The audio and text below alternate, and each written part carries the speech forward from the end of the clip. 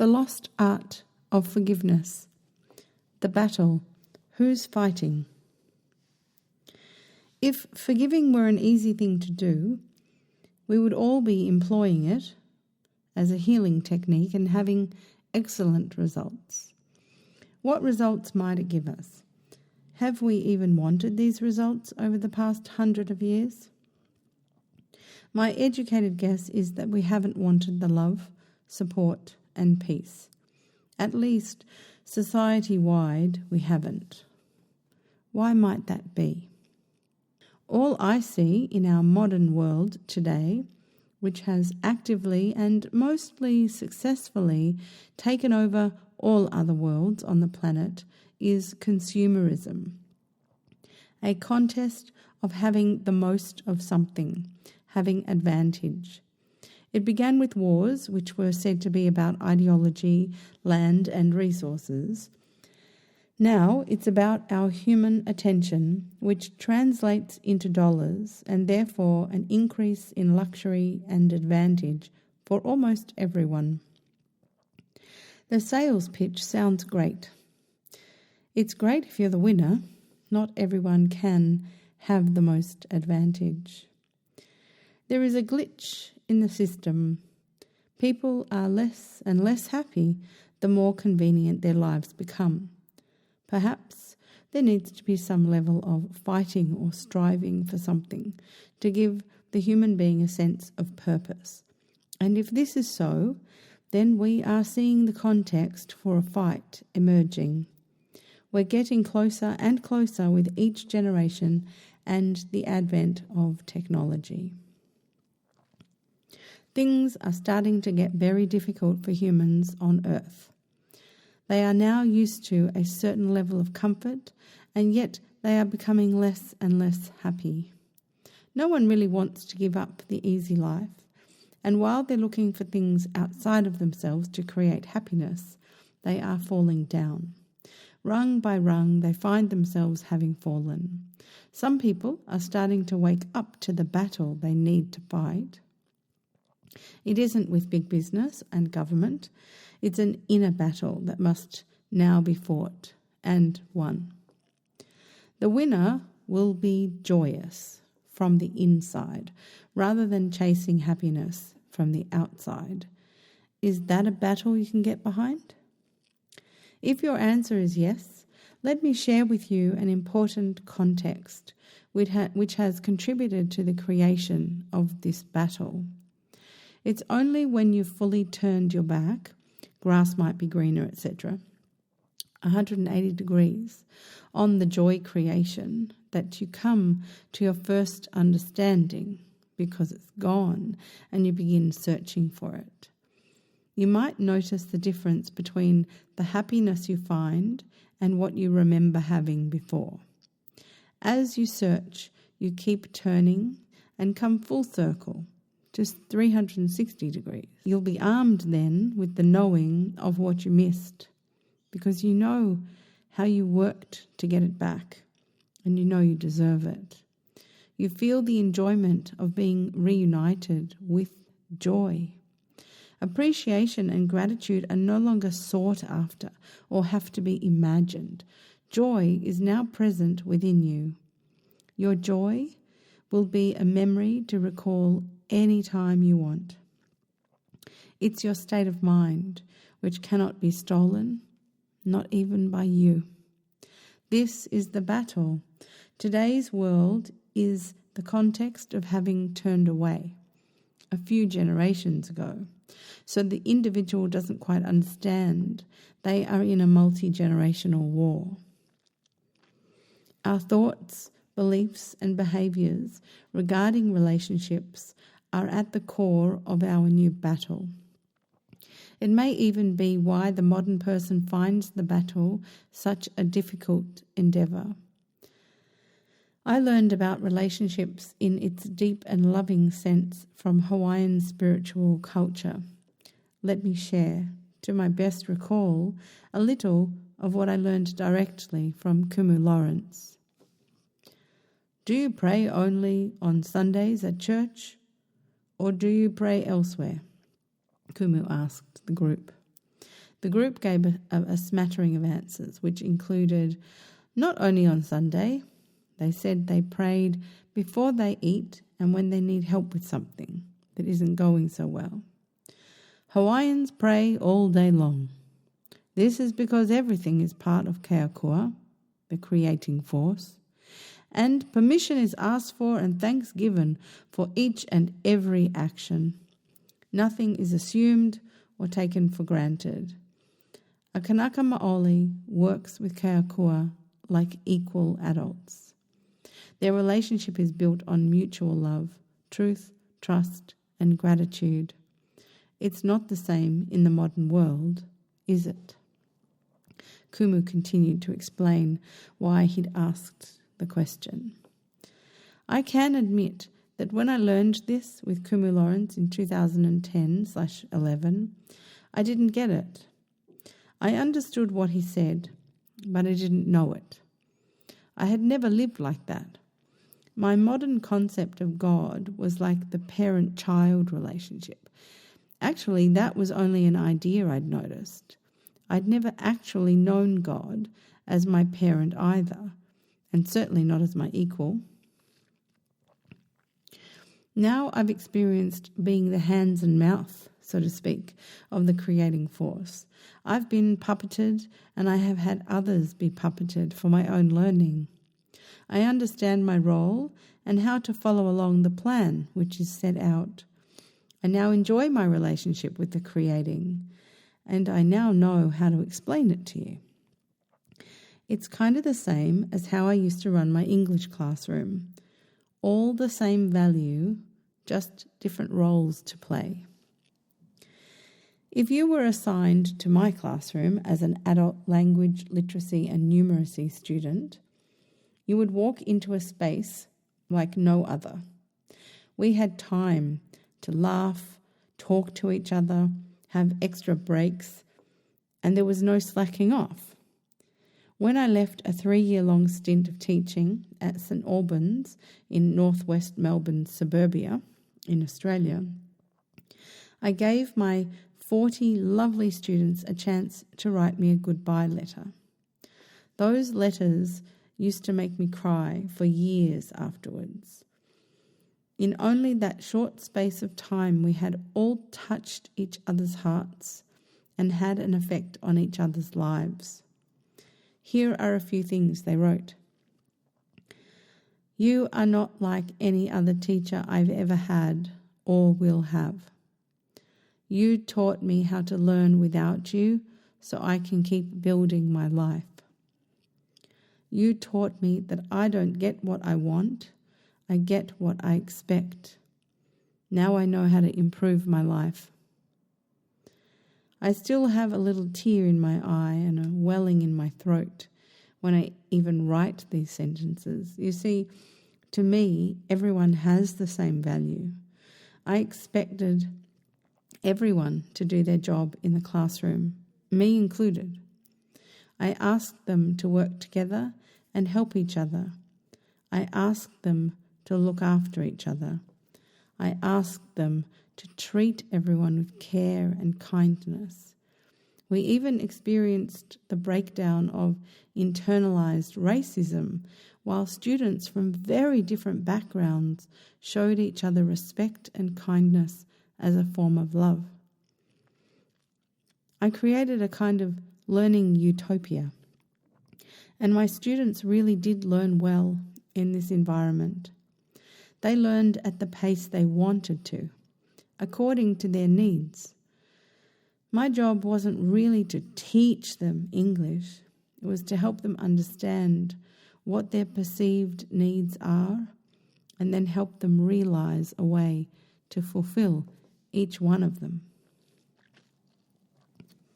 I'll stop there and now move on to how my old classroom is just like life. I left my teaching classroom in 2008. I do miss it a bit, but I knew I was meant to go further and learn something very profound. I became a student in the classroom of capital L life. The creating became my teacher.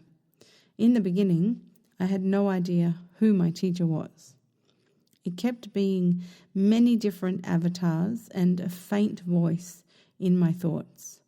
Over time, the thoughts in my mind have been identified as my mother. Everyone did tell me she was an angel after she died. Maybe she actually was. She seems to be right there for me, just above my head where I last saw her. The avatars that pop into my life experience, they provide the perceive a need or here is a problem. And Mum whispers the encouraging nudges, louder if required. I, the learner, have the responsibility of accepting the challenge, using my mind effectively to achieve the goal of resolving the problem or fulfilling the need. Now in 2026, I feel I've not only done each level of life school, but I've got teaching qualifications. I have to tell you, the first 10 years, not knowing who my teacher was very hard. Yet my lessons learned alone are not without merit. I had to learn about all of my feelings in my body, alone, unsupported, to their fullest. Since 2018, the lessons have become different. Mostly, I've been learning about unconditional love, unconditional truth, and relationship between myself and everything else.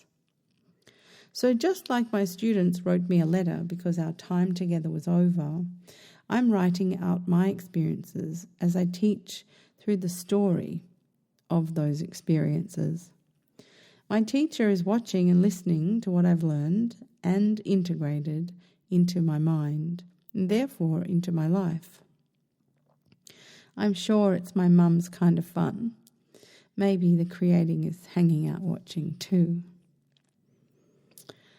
My learning about relationship with my Hawaiian kumu in 2010/11 was very important, even if it's taken me many experiences and avatars to help me integrate the lesson. We are in relationship with everyone and everything. Once we put our focus onto something, it seems that the relationship is activated. Hawaiians call it aka. It's a bit like an aura connection, a cord that links. It not only links people to people, but people to animals, people to plants, people to thoughts, people to communities, etc. There are more connections, but we shall just stick with people to something else. The more focus and experience occurring in a relationship increases the strength of the aka. But once you know, you can't unknow. And then there's the quality of each of those relationships. The ideas you have about a relationship will define it and often box it in. Often those definitions are mutual on either side of the aka, sometimes not. The emotions you attach to those relationships and the conditional thoughts you have about the relationship also create the quality of the relationship. These are the aspects of relationships we must take responsibility for. The strength of the cord between, the emotional quality of the cord between, and the intellectual/emotional conditions placed on the cord between. If one can make this kind of assessment, they should be able to assess the connection and work with each part to create a good working relationship. There is no difference between your relationship with the creating and any other relationship. Indeed, it can be considered a template which you can refine and then apply to earth-world relationships between yourself and all other things, people, places, etc. Kumu Lawrence once said to me, "It's going to be easier for you because of your mother." I had no idea how right he was. This experience of having my mum to connect to in an emotionally felt way and seeing others not easily able to do the same teaches me. Ancestry is very important. Keeping the connections alive and strong, loving and truthful is essential. In the modern world, relationships seem to have me at the centre, and the focus is getting more and more transactional as time goes on. It's becoming rare to work on one side of the chord without there being a tantrum observed on the other side. We modern people are using the reactions of the other as an indicator of there being a need for assessment, and those reactions are often ignored until some form of punishment or disadvantage is being threatened. The modern world is an outward-looking world, not an inward one.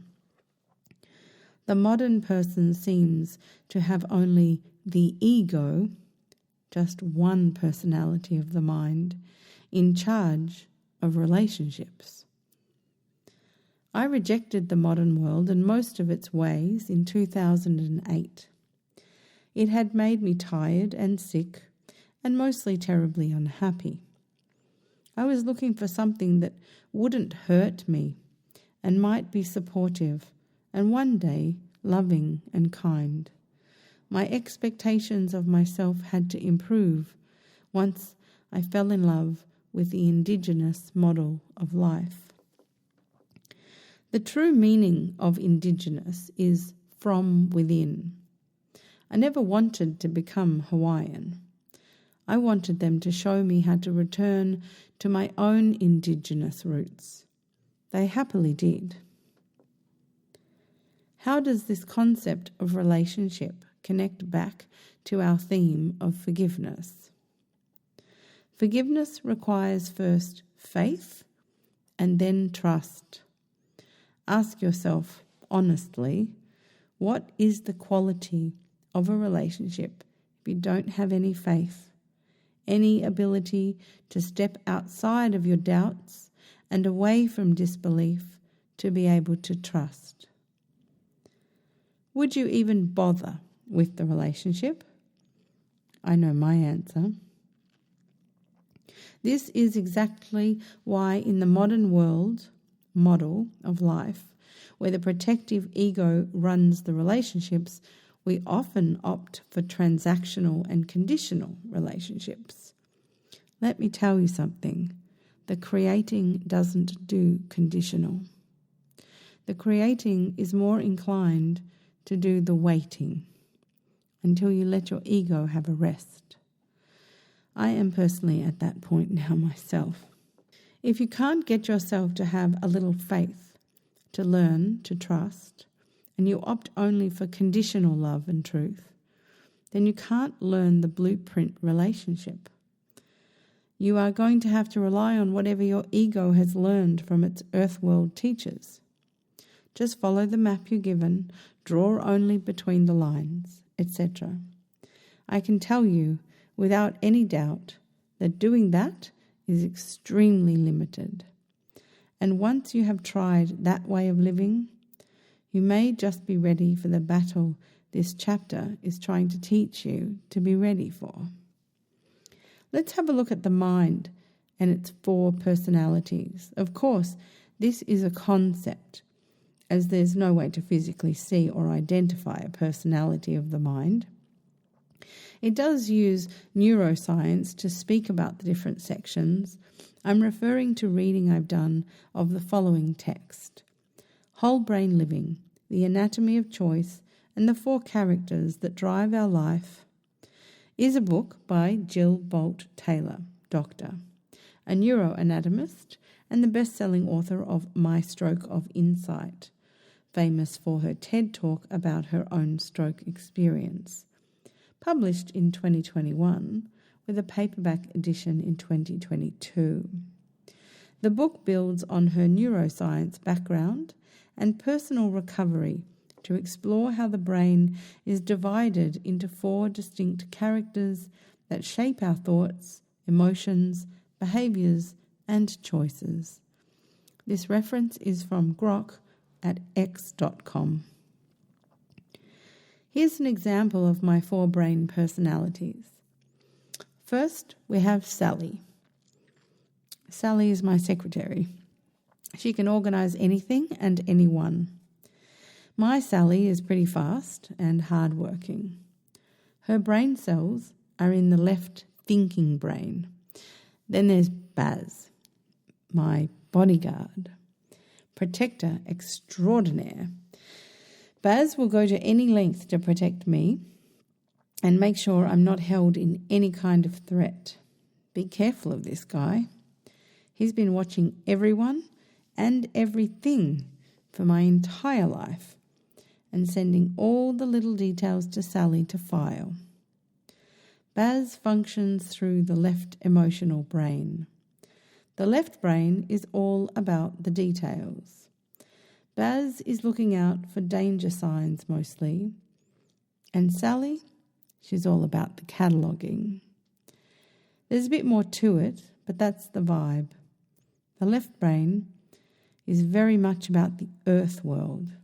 In the right brain, we are about all the ideas, kind of in a soup, blended together. Down in the emotional right brain lives Joy. She is an absolute delight. Don't ask her to get you there on time, but you can get her to find the most fun group at the party. She just desires, a bit the opposite of Baz on a bad day. Baz leans into fear, and Joy leans into love. Joy isn't about conditions and details of different kinds of relationships. She's just a real love bug. She is loads of fun, but often shouldn't be left alone for too long. Nothing gets done, and safety can get compromised. Lastly, we have my favourite character. She lives in the thinking right brain. It's all about everything, all at once. Just a knowing that sits in your body when it finds you. And later, Sally tries to define it. Here we have what I call Mum. Mum is rather undifferentiated and unnameable. It's a sense of knowing, really, no words. I call her Mum because she has a lot in common with my own mum. Before I go any further, I want to connect this information to forgiveness, our overall topic. With the 4 characters, Sally, Baz, Joy and Mum, which do you think are for forgiveness and which are against it?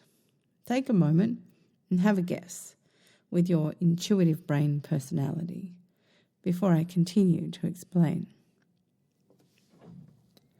Sally will support forgiveness and grudge holding quite equally. She really works under the authority of Baz in these tense situations. If Baz sets off an alarm, Sally has to be his support team. Sally actually has to watch what is going on and give feedback to Baz. Mum is very much in favour of forgiveness, as it keeps flow going, and Joy is for it too. Joy knows that where there is tension for Baz to deal with, there is no fun for her. Unfortunately, Joy and Mum, they have very quiet voices and need to be given some space to have their vote on what the whole self should do.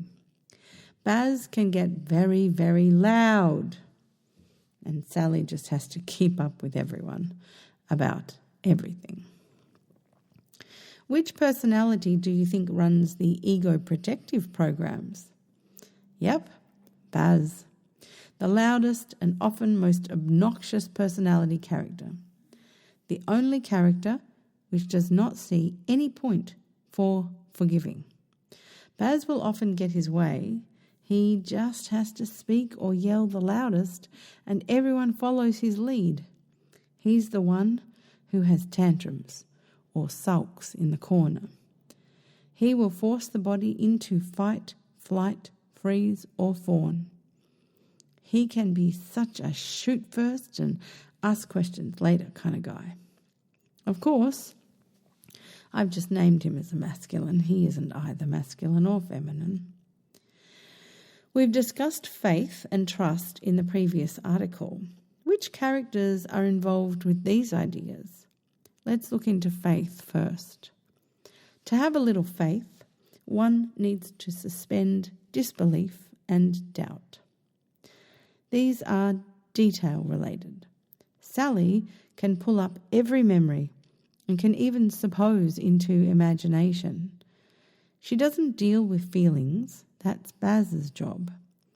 Baz is going to buck up regarding suspending any disbelief or doubt if the coast is not crystal clear. Joy and Mum, they are all in with faith and trust. They're not at all concerned with the details. They just sense their way through everything. Joy will be attracted to pleasure and will avoid pain. Forgiving alleviates the tension of a situation. So I think Joy would vote yes for suspending whatever and whenever. Mum might take on a greater sensing into the situation, but she's all over keeping the chords between people, places and things, etc., nice and clear. She likes the flow to be really natural in energy. If Baz is not supported in making the final choice and is left alone to hold down the fort, he will decide against any kind of suspension of disbelief. He will always vote for holding a grudge strongly. It's seen as the safest bet. So now let's look at how these four mind personality characters work in both the indigenous world, which doesn't exist in a pure sense anymore, and the modern world, which exists almost everywhere. From an indigenous perspective, whole brain living is paramount. All of our human connections and relationships are important and useful. Nothing is left to waste. The left brain lobes, both thinking and emotional, are employed to do all of the memory and language work, which is a lot when you don't have the written form, just as the Hawaiian culture existed until white man came and disrupted their lineage education transmissions. The right brain thinking and emotion were equally revered. A person who lives from an indigenous perspective remains in a constant communication connection with the creating and seeks to feel how life feels in all moments of time. All four characters are treated as important and essential for a good, joyful and productive life in community. The only character who can put a spanner in the works of the well-oiled machine, no matter the society we live in, is Baz, or whatever you call your left emotional brain. Baz can be influenced by fear. Baz is always on alert to learn how to keep the human body and mind safe. So learning the environment and its triggers for danger is essential. This safety-based vigilance can be accidentally and deliberately hacked. In traditional Indigenous communities, there are always elders trained to help settle the fears and reprogram the learning of what is truly dangerous and what is not. In Hawaiian culture, it is called ho'oponopono, and in biblical times, Jews practiced teshuvah. The main incentive to practice these forms of realignment to the creating's truth was actually physical survival. When the nervous system is taxed too much, all kinds of illnesses happen, and injury also. When fear runs rampant in a community, things can get out of hand and destruction can occur on all levels. Returning as soon as possible to the creating's truth was not only urgent for the individual, but also for the entire community. The entire community relied on its members to take responsibility for returning to the creating's truth and love. Modern society is rather different. We possibly used to be more like our Indigenous cousins, but not any longer. Now there is very little community cohesion. I've lived in a small country town and it's lovely compared to the city. Yet the cohesion was lacking compared to previous eras. Modern life has been divided and compartmentalized so that the people of its communities are living life in very small family units. Sometimes the multi-generational ties are gone due to, say, work opportunities. There is no longer pressure from the entire community for any one individual to follow the straight and narrow. We are somewhat accountable to no one, only the law, if the law bothers to seek you out and catch you. Humanity hasn't really changed. Our communities have, and our society has. Our worlds have. Humans need people to watch over them, but they also love to live without anyone watching over them. We no longer live in a village raising children together. We are so very much going it alone. So, Baz is having what some would call a field day. I'm not one of those people. I feel that Baz is overworked, doing a job which is supposed to be done by other characters and shared among other members of the community. Baz is stressed out. He's not letting go of anything, just like me in 2008 to 2018. Before that, I was stressed out, but I needed Baz. I had no one else. I, as the entire human, got very sick from nervous system overload. I had no choice but to put a leash on Baz and get my other characters involved to take the load off him. Baz is not meant to run a person's life, nor is he meant to find out what is going on in the unseen realms of life, sensing his way gently. He isn't wired for seeking joy. He can only see individual items which have names to bring happiness. So, in my humble yet educated opinion, if I need to have one, Baz needs to be stripped of any and all duties that are not inherently designed for him, which are basically keeping the body and mind safe against real danger. But that seems to only be me, and maybe a few others. I'm constantly witnessing people who prefer to overwork Baz rather than do the work, air quotes, or begin to fight this battle I'm attempting to teach here in this article. This is the main problem we have in the modern world. While Baz is in control, running learned choice programs, see the article series I wrote on nervous system dysregulation, given to us by our parents, created by our own experiences of trauma and other happenings of life and perhaps society's expectations. There is no suspension of disbelief.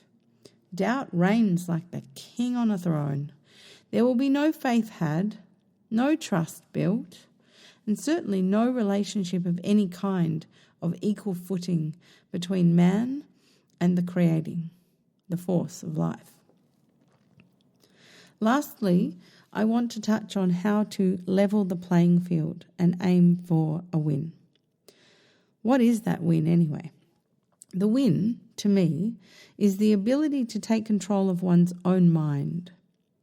When I can readjust my thoughts, beliefs, and expectations, I can heal mental wounds and I can install new truths that suit my heart and soul. Parents can and do get it wrong. It isn't anyone's fault. Here I'm writing about taking on the responsibility of mastering the mind, your own mind. That's the win. And it will be had via forgiving. I wrote about a level playing field earlier in the series, and I'll bring it up again here in more detail. I truly don't want anyone to read my work and then go on to test it all out to see if they can make it work in their life and not consider the playing field that exists for them in their mind right now. Right now, if you have healing to be done of any mental wounds, you do not have a level playing field. Your version of Baz is in charge of your life until the healing is done. How might one level the playing field? The achievement of this is basically attempting whole brain living. If that is going to take too long, let's have you begin with turn taking. Of course, Baz must go first. He, she always will. You must find a way to get the thoughts of Baz out of your mind and into physical reality. Using a recording, whether video, audio, or written, is a great way. If you're a visual artist, use drawing. Use whatever method which helps you look at what was in your mind, bouncing around between Baz and Sally in the left brain. Once you have it outside of yourself, then you can ask your left brain to quiet for a moment. Reassure it. There will be no decisions made without it. Only ideas and suggestions for discussion will happen. Ask your right brain character to look at it. Bounce these ideas back and forth from your creative characters to your logical characters and back again until every part of your mind has no more to discuss. Then ask all 4 characters to take a vote. Baz will not always win. You may have to spend a bit of time getting Baz to stop sulking and tantruming, but it will be worth it. Make your whole-brained decision, implement, then watch and wait. This is basically what a person has to do to talk Baz down off the top of the building. When you know you can create that level playing field, then begin to try for further healing, creating a loving and equal value relationship with the creating. Try to create faith, trust, try everything. Test and test and test again and again. It's the only way to train yourself. It isn't a linear process. It's more like a spiral. The same again, just a little deeper each time. The win is to return to alignment, which is the creating's truth and love. And Baz is back just looking after the body and the mind in our very generally safe society. And your body will thank you for it. Peace and calm will be the end result in the body, and joy and safety will reign in the mind. Good luck. Get help if you need it. Don't stop. Buffer the struggles and enjoy the wins.